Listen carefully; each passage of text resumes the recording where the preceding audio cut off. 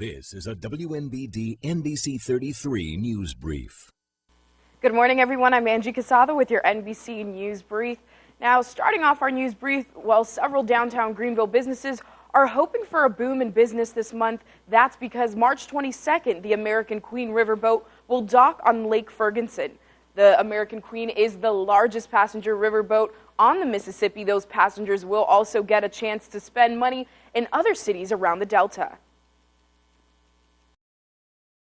And they're going to be disembarking with about 400 people. They're going to be touring the Delta off of the waterfront here. Right. They're going to be looking at Greenville and other points beyond with their tour buses. The second time the American Queen has docked in Greenville, city leaders hope Greenville will become a destination city for riverboat travelers.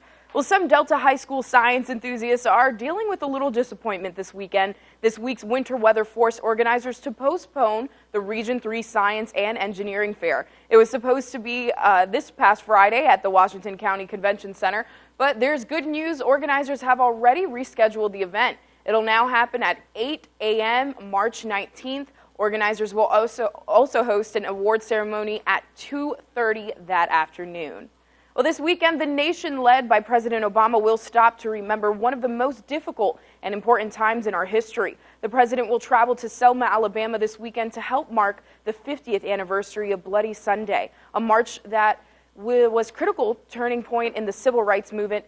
And Jay Gray is live in Selma with a closer look. Jay?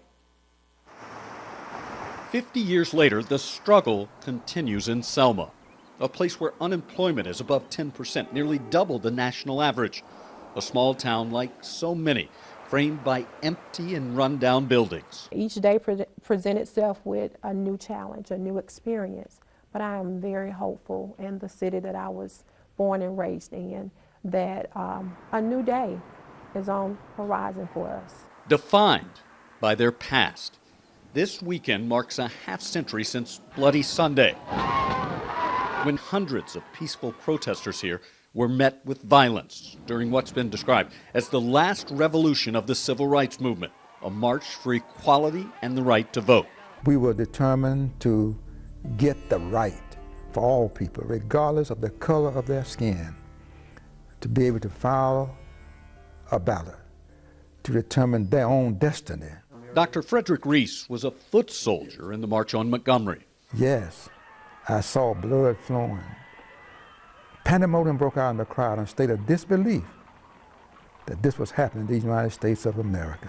A country that, now led by its first African-American president, this weekend will celebrate the sacrifices made in Selma. Progress, but those who took the first step stress, not the end of their march. I will always be marching, and my biggest march is for our young people, because they are the voices of hope. A hope that comes from the history here.